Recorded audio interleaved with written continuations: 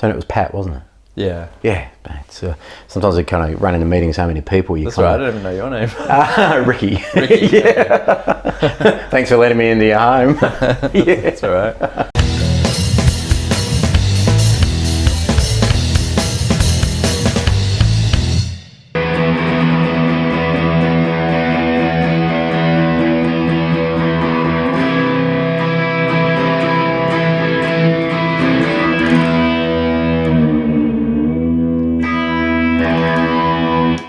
So you're watching the Australian Guitar Show. My name's Ricki and I'm here with Pat of Cross Guitars. Hey, where did the name come from and how did it all kind of kick off for you?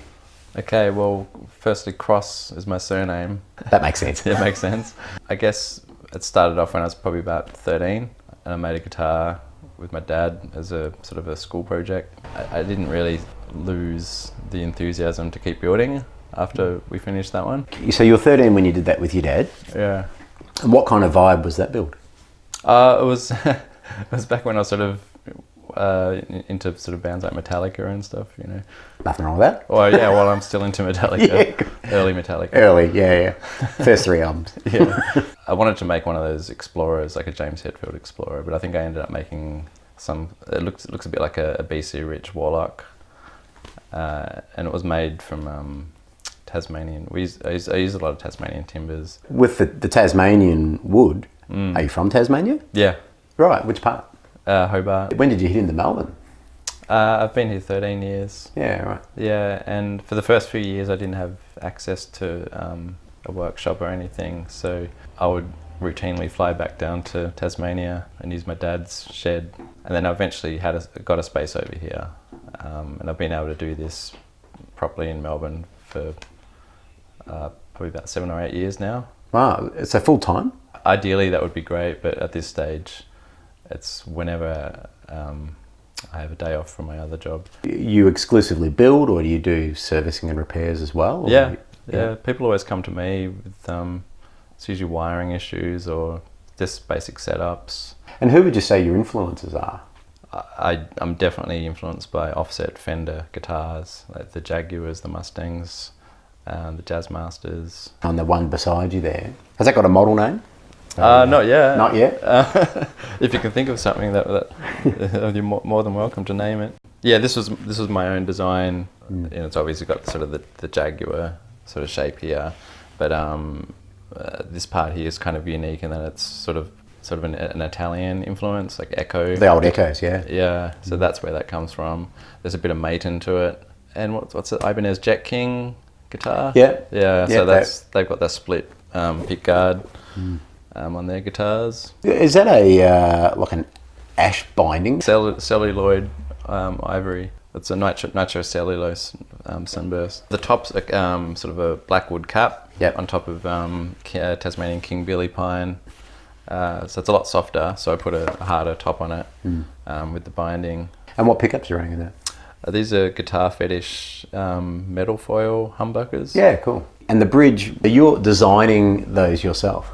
I use a lot of sort of 3D modeling programs, and I get them printed in a company called Shapeways in the US. Well, I think it blends really nicely with the gold foils too. Well, yeah, it's a gold foil tremolo. Yeah, that's really cool. The world's first gold foil tremolo. Got a few switches on there. So it's got 4 different switches. It's actually a coil tap. You can get the full humbucker, but then you can get the coil tap. And your headstock designs are really cool. Yeah, that was a Maton influence.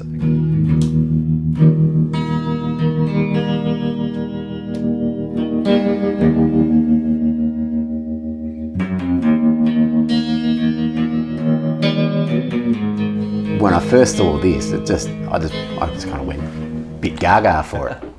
Such a cool design. I love the single pickup aspect of it, and all your kind of like your custom pickup cover. Yes, I designed that. It's sort of a Art Deco inspired guitar build. Yeah. I was going for something that didn't have any cutaways in it, and just a real simple, but somehow balanced design. It's actually a hollow body. It's got a same construction as a Dan Electro body. It's French pine, which I got from Bunnings, capped with MDF. Yep.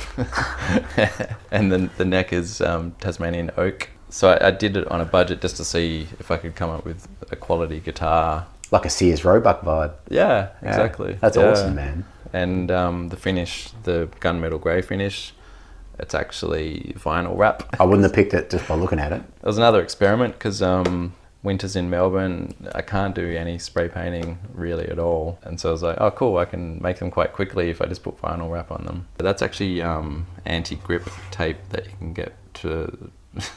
which you can line your shower for. Oh, for yeah, like, or even putting on the edge of steps and stuff like that. I mean, so your feet don't slip. That's exactly what it's cool. for. Yeah, but there's not really much compromise when it comes to how I do the fretboards and stuff. Like if this was a $3,000 or $4,000 guitar, I'd still be putting the same work into the frets. Yep, and I'll do you a little swap because this is just awesome, man. I love this. Yeah, it's a hybrid mix of Swinger and Maverick, which is two of the weirdo, obscure Fender guitars that came out in the mid-late 60s. And it's one of those $30 Kmart Target guitars. Like one of those Hannah Montana guitars or something. Yeah. Yeah, that kind of vibe. Yeah. So I put a vintage tint on it. Yep. Put some old Clusin style tuners on it and leveled the frets right down. And it actually plays and intonates really well. Beautiful colour. I think on the label it was ice blue metallic. Right, okay, there you go. So is that around about a 24? Yeah, it's 24. 24. So it's the same as Jaguar. Bird's eye maple neck with bound fretboard, rosewood fretboard, larger perloid inlays. It's my own design headstock. Your pickup switching there. So is that like an on and off and a split? I actually haven't wired in the option yet. It's either going to be reverse phase. That's a good idea. For the neck or the bridge. I usually like a bass cut on there. Yep. You might not be able to see this, but because it's on the bottom of the pick guard. They're pretty recessed. Yeah, exactly. I've got them almost flush. Pretty traditional type setup with the tremolo and the bridge there. So it's a rocking bridge. I don't have the arm on me. Oh, no, that's you can do it like that. Yeah. I was going to say, before I hand this over, that's actually quite lightweight. Yep, that's that Tasmanian King Billy Pine. Yeah, wow. It's really nice material to work with, and it smells like honey. You might not smell it through the finish. See, when you open up the control cavities to check the wiring and stuff, you can still get a smell from it. And these pickguards, obviously you're designing these yourself as well. So that this is influenced by K, but this is an offset version. So I can't take credit for the pickguard design. It's a redesign. Guitar Fetish humbuckers. A lot more simple wiring this time. It's just a 3-way volume tone. Tunematic Gatto bridge, Jag tremolo. I love the front contour. Up the top there. That's cool. And it's really comfortable. And that looks to be more like a 25-inch scale? Yeah, it's completely full scale. Yeah, 25. So it's an ebony fretboard, bound neck, pearl inlay. And I don't do this much, but it's got an angled headstock. And so that's got a scarf joint on the back. Yeah, and the fact that it's so light too, it really resonates in the unplugged sound. It's really open. Is that like a pancaked body? Yeah. That's cool. So it's 4 pieces. Yeah. So the reason it's done that way is it's actually repurposed timber. So when my granddad passed away, he had a whole bunch of tables sitting in his garage, which he rescued from an old hotel in Tasmania. This is made of the same table actually. So I can get about 3 guitar bodies out of one tabletop. I love stuff like that, man. I really do. Especially when it's got an attachment like that. Exactly. To me, it just gives it so much more of a journey to that piece of wood.